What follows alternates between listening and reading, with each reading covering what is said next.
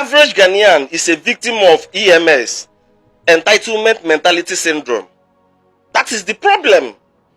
The problem is not jealousy. The problem has never been envy. The problem is entitlement mentality syndrome. Average Ghanaian wants to be breastfed. Average Ghanaian wants to be provided for. A beggar has no choice is not for Ghanaians. The worst mistake you would make is to offer help to a Ghanaian. If you must offer help to a Ghanaian, then you must be ready to follow his terms and conditions, his rules and guidelines.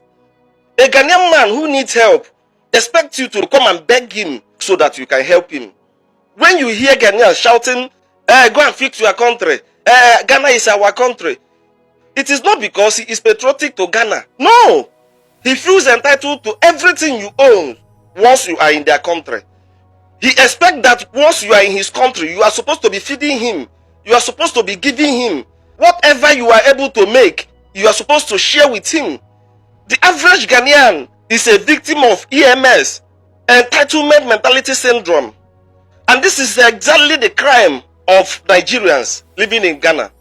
Their anti-Nigerian protests, their anti-Nigerian rhetorics has absolutely nothing to do with crime. Prostitution, armed robbery, kidnapping, scamming, gold scamming, money laundering, and 80-90% are one country called Nigeria. I challenge this foolish man they call Ayariga or what to come out with statistics. Let him publish the data. Let us see the percentage of Nigerians who are committing crime in Ghana and the percentage of Ghanaians who are committing crime in Ghana. Let us compare it, official statistics. When did Ghana become a holy land that they now have issue with Olosho? Who are the ones patronizing those Olosho? Their anti-Nigerian protests, their anti-Nigerian rhetorics has absolutely nothing to do with crime. No, it is entitlement mentality syndrome. A systemic problem in Ghana. And this did not start today. It's just that we are discussing about this because it is the turn of Igbo traders. How did this all begin? At least from when I started following the issue. Now, if the authority is saying that they don't need foreigner in their land, I believe that is justifiable. But not try to single Nigeria out of other national in that same Ghana. Tell me the offense, or rather the act they are practicing in Ghana, that the Chinese, those Romanian, the Europeans, the Americans, every part of the world, those foreign nationals in that same Ghana are not practicing. So why try to single Nigeria out of it?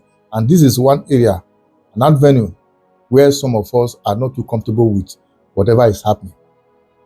You can't begin to say entire country, the national should leave. If you are separating the bad ones, which you know, these are some of the persons who are breaking the law. As a result of this, let the law take its course. It would have been more justifiable rather than telling the entire nation to leave your country as if we are the problems. Recently, we see a situation whereby some of our home videos, after releasing them, without Ghanaian stations taking approval from the producers in Nigeria, they will just be airing it and be earning the living from it. And so many of our filmmakers also cried out. I believe this happens to be one of those reasons why some of them are so passionate about this cause of Nigeria must go. I don't want to believe that this entitlement mentality is what some of those Ghanaians have that is making them so envious and jealous of Nigerians. I believe one thing I do tell some persons, whatever they are doing that is making anybody which you know in the same line of business with you is thriving. If you don't know, ask questions. They will put you through. And at this point, I want the authority, the power that be. Everybody cannot just be speaking. You give absolute power to the president, to those at the helm of affairs, to make decisions on behalf of the entire Ghanaians. And I believe they have the sole right to lead the direction in which Ghanaians should go. And if peradventure you see it not too okay, look for a proper means to drive home your demands by going to meet the government. This is what we want. And let the government, in turn, now begin to speak to Nigerians and every other nationals that this is our stand and this is what we intend to do. And the last time I checked, the president as well have also made a pronouncement. Give us time. We are trying to make some amendment. The sub-region of West Africa have this agreement of movement without barrier and also doing business with one another. And he believes that is the angle in which some of these Nigerians are doing business over there. And if you believe Olosho and the rest social vices, that the law of the land is against and is what they are practicing over there, why do you have police? Let them go out on the raid them. Anybody that's found wanting, irrespective of where that person come from, whether it's a Ghanaian, it's a Nigeria, from Asia, any part of the country, let the law take its course.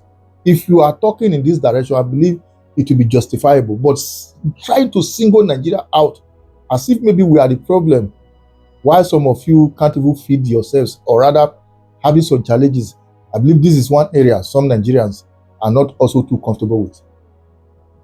Anyway, whatever you think, drop your comment on the comment section once again. Share and follow the page. For the record, let peace reign. The way we have Nigerians in Ghana, we also have Ghanaians in Nigeria. Peace is what we should be preaching at this point in time.